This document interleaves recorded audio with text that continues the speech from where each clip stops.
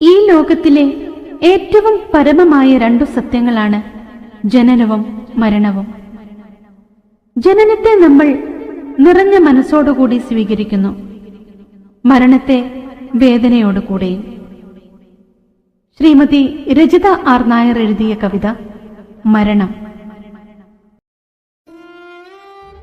മരണമേ, എന്റെ ജനനത്തിനായി നീ കാത്തിരിക്കുന്നു. ജനനത്തിനും മരണത്തിനുമിടയിലുള്ള സന്ധി ആരംഭിക്കുവാൻ ഓർമ്മകളേതുമില്ലാതെ, കാത്തിരിപ്പൊന്നുമില്ലാതെ, ഞാനറിയാതെ എന്നെ പിന്തുടരുന്ന എന്നെ ഞാനായി ഏറ്റെടുക്കുവാൻ വരുമെന്നുറപ്പിക്കുന്ന ഉടമ്പടിയിൽ എന്നിലെ ഒരേ ഒരവകാശിയായി ഞാനറിയാതെ നിശബ്ദമായി നീ ഒപ്പുവെക്കുന്നു. നീ എന്നിലുള്ളതറിയാതെ ഞാൻ വളരുന്നു, എന്റെ മോഹങ്ങൾ ചിറകുവിരിക്കുന്നു. ഞാൻ സ്വപ്നം കാണുന്നു, കടമകളും ലക്ഷ്യങ്ങളും ഉത്തരവാദിത്വത്തിന്റെ മേലങ്കി അണിയിക്കുമ്പോൾ മരണമേ, നീ എന്ന പരമസത്യത്തെ മറന്നു, നീ എന്ന ഭയത്തെ വിഴുങ്ങാതെ ഞാൻ അതിനായി ക്ഷീണമില്ലാതെ അലയുന്നു.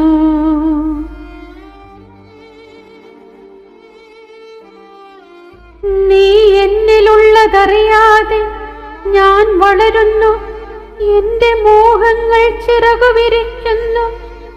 ഞാൻ സ്വപ്നം കാണുന്നു, കടമകളും ലക്ഷ്യങ്ങളും ഉത്തരവാദിത്വത്തിന്റെ മേലങ്കി അണിയിക്കുമ്പോൾ മരണമേ, നീ എന്ന പരമസത്യത്തെ മറന്നു, നീ എന്ന ഭയത്തെ വിഴുങ്ങാതെ ഞാൻ അതിനായി ക്ഷീണമില്ലാതെ അലയുന്നു.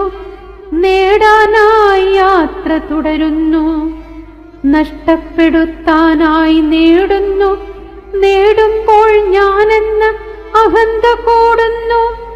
നിന്നെ ഭയക്കാതെ വിജയിയെ പോലെ എനിക്കു ചിരിക്കാൻ കഴിയുന്നു. നഷ്ടപ്പെടുമ്പോൾ മാത്രം ഞാൻ നിന്നെ തിരയുന്നു. നിന്റെ കാൽപ്പെരുമാറ്റം കാതോർത്തിരിക്കുന്നു. നിന്നെ പ്രണയിക്കാൻ തുടങ്ങുന്നു. അനുഭവങ്ങളുടെ മുന്നിൽ പകച്ചു നിൽക്കുമ്പോൾ ഇന്നലകളുടെ വേദനകളിൽ മിഴികൾ നനയുമ്പോൾ ഉറക്കത്തിൽ എപ്പോഴോ നഷ്ടപ്പെട്ടതിനെ ഓർത്തു ഞെട്ടി ഉണരുമ്പോൾ എന്നിലേക്ക് വന്നണയാതെ നീ എന്നെ ചരടുമുറുക്കി വേദനിപ്പിക്കുന്നു. നിന്റെ വരണ്ട മുഖം കാട്ടി എന്റെ രാത്രികളെ വേട്ടയാടുന്നു. ജീവിക്കാൻ കൊതി കൂടുമ്പോൾ, സ്നേഹിക്കാൻ കൊതി കൂടുമ്പോൾ നീ വന്നു നിശബ്ദമായി എന്നെ ആ തണുത്ത കരങ്ങളാൽ കോരിയെടുത്ത് നിന്റെ നെഞ്ചോട് ചേർക്കുന്നു. എന്നെ അറിഞ്ഞിട്ടും അറിയാതെ പോയവരുടെ ഓർമ്മയിൽ കൂടെ